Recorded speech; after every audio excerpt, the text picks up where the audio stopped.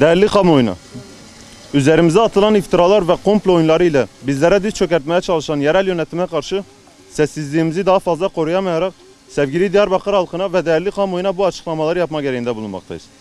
Son yıllarda her belediye seçiminden sonra yerel yönetimde söz sahibi olan kişiler göreve geldikleri gibi bazı gazeteciler ve haber kaynakları aracılığıyla propaganda yaparak bizlere karşı bir karalama kampanyası yürütmektedirler. Özellikle son 2 yıldır yerel yönetimde bulunan, arkasında kimlerin olduğu apaçık meydanda olan bu şahıslar yapmış oldukları karalama kampanyasını başka boyutlara çekmeye çalışmaktadırlar.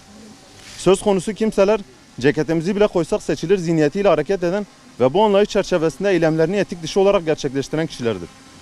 Seçilen yerel yönetim yöneticileri Diyarbakır halkının iradesiyle seçilip halka hiçbir şekilde hizmet vermeyen, halkın ihtiyaçlarını ve şehrin gereklerini düşünmeyen yetkiler haline gelmiştir. Geldikleri günden bu yana memlekete herhangi bir hizmetleri bulunmamaktadır. Yerel halkın tamamı yönetimden şikayetçidir. İş memlekette hizmetten çıkmış ranta dönüşmüştür. Yerel yönetim bir grubun tekelini çeviren çarka dönüşmüştür.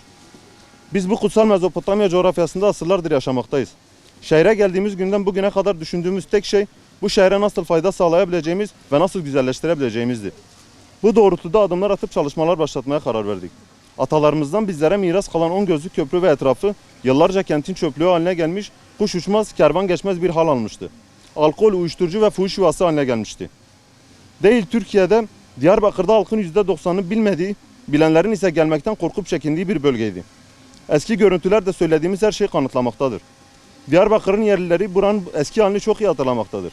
Biz ailecek atalarımızdan bizlere miras kalan bu kutsal mekanın içler acısı haline daha fazla göz yumamazdık. Kendimize ait olan arazilerimizin tamamından 20 yıl önce bir çalışma başlatarak kentimizi şu an gözde bölgesi olan 10 gözlü köprü ve civarını canla başla temizlemeye başladık. Bölgenin daha güvenli, ailelerin uğrak mekanı olan ve turizme katkı sağlayarak şehrimize onlarca şehir ve ülkelerden gelen turistleri ağırlayan, yeşilliğiyle göz dolduran, tamamının eski Diyarbakır kültürüne uygun şekilde yapılandırıldığı ve doğa ile iç içe mekanlar haline getirip yüzlerce aileye ekmek teknesi olmasını sağladık. Şu an Türkiye'de ve dünyada tanınmış bir bölge haline getirmek hiç kolay olmadı. Yıllarca bir türlü komploya, oyuna, tehdide ve çetelere rağmen biz dimdik ayakta kalıp hiçbirine boyun eğmedik ve asla memleket sevdamızdan ödün vermedik. Kadim dönemde yapılan tarihimize ışık olan bu mirasımızı gün yüzüne çıkardık. Göstermiş olduğumuz bunca çabaya karşılık bir ödül beklememekteyiz. Memleketimiz, ana vatanımız olan kadim şehrimizin güzelleştirilmesine katkıda bulunmak bizim için paha biçilmez bir hediyedir. Fakat bizler teşekkür dahi beklenmez iken şu an propagandaların hedefi haline gelmiş, sürekli olarak karalanan ve saldırılara maruz kalan bir durumun içine düşmüş bulunmaktayız. Diyarbakır'ın güzelleşmesinden ve halkın huzurlu vakit geçirmesini sağlamaktan başka bir gayemiz yoktur. Yaptığımız her çalışma nasıl daha yararlı olabiliriz düşüncesinden türemiş, memlekete faydalı olma amacını taşımıştır.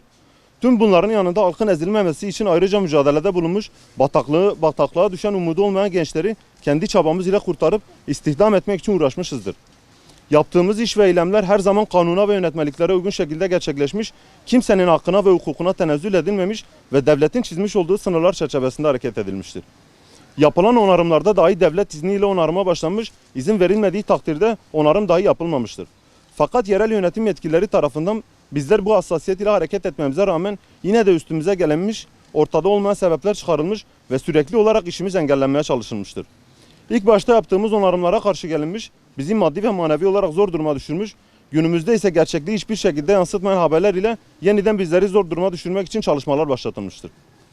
Bu herkes tarafından bilinmelidir ki biz bu saatten sonra yapılan hiçbir hukuksuzluğa, karalamaya sessiz kalmayacağız.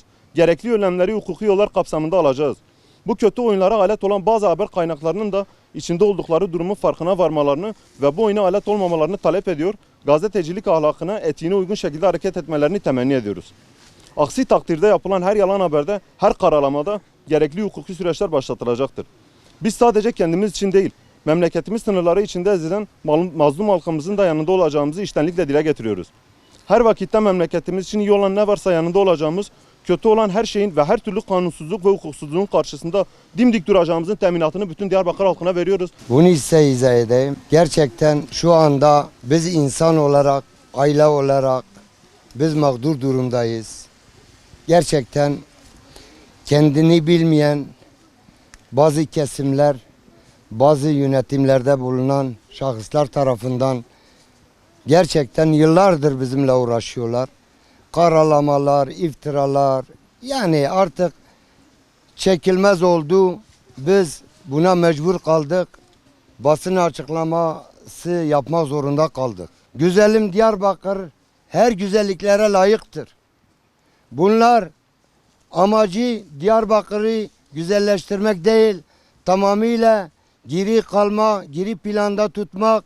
En son 3 gün önce medyanın karşısına çıkıp da işte bin bir karalama, iftiralar, işte bunlar çetedir. Bunların kontrolünde silahlı 200 tane silahlı güç vardır. Buyurun. Aileyiz yoksa biz çete miyiz? Aileyiz.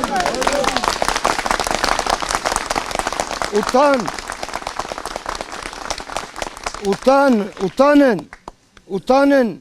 Büyükşehir Belediye'nin yöneticileri, sözde temsilcileri. Hele sen git aynanın karşısına, aynaya bak. Kim çete olduğunu sen orada tespit edersin. Biz çete değiliz.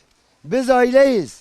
Biz asla ve asla bu hainleri, bu çeteleri biz asla ve asla örnek almayacağız. Onların dolduruşuna gelmeyeceğiz. Biz kişiliğimizden, sevdalığımızdan taviz vermeyeceğiz. 25 yıl önce karar verdik.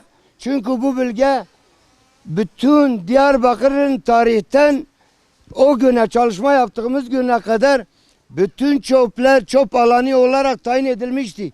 Özellikle 10 gözlü köprünün 4 tarafı ta 1 kilometre böyle çöptü. Bir fidan yok bu bölgede. Bu bölgede sadece ve sadece bir avuç kendini bilmeyen insanlar faydalanıyordu. Yani anlatması gerekiyor, mecburi anlatıyoruz. İçkici, esrarcı, haşa hazıra gaspçı, yani aileler buradadır, anlatılmaz bazı şeyler. O kesim toplumlar. Ne yaptık? Biz karar verdik Rabbimizin inancıyla. Biz bu çöpleri aldık buradan bir yere zarar vermemek şartıyla. Çöpler gitti, kırmızı toprağa geldi. Kırmızı toprağa geldi, düzenleme oldu, ağaçlar dikildi. Benim avucum bütün ağaçlara değerek dikildi. Çünkü öncülük yaptım. 60 binden fazla meyveden tut her türlü ağaçlara bu bölgeyi doğaya açtık. Çünkü ailece biz ne kadar insan severiz o kadar doğa severiz. Ben bütün Türkiye kamuoyuna soruyorum. Türkiye kamuoyunun vicdanına bırakıyorum. Ahmet halkının vicdanına bırakıyorum. Türkiye'nin vicdanına bırakıyorum. Ya bize çete diyorlar. Çete biz miyiz? Yoksa büyük şehirde yer alan o rantçılar, yandaşlarına peşkeşlik çeken o odaları, bu odaları, şebekeler, Kürtlerin kanını emiyorsunuz. Asıl Kürtüz biz. Herkes bunu bilsinler. Biz satılmış Kürt değiliz. Biz asıl Kürtüz. Biz her zaman hukukla adım atmışız. Biz Hazreti Ömer'in adaletiyle bölgemizde adım atmışız. İnsanlara, topluma yaklaşmışız. Hazreti Muhammed'in hakikatiyle Allahümme salli ala seyyidina Muhammed yaklaşıyoruz, adım atıyoruz. Ya utanın. Siz ateizmi ön plana almışsın. LGBT'lizmi ön plana almışsın. Siz Hazreti Muhammed'e kadar dil uzattınız. Siz karşıda cami var. Daha dün Avrupa'da elçiler geliyor. Gidiyorsunuz onlara şikayet ediyorsun. Ya bir an evvel bu camiyi burada kaldırın. UNESCO bölgesine düşüyor. Ulan utanmıyorsun.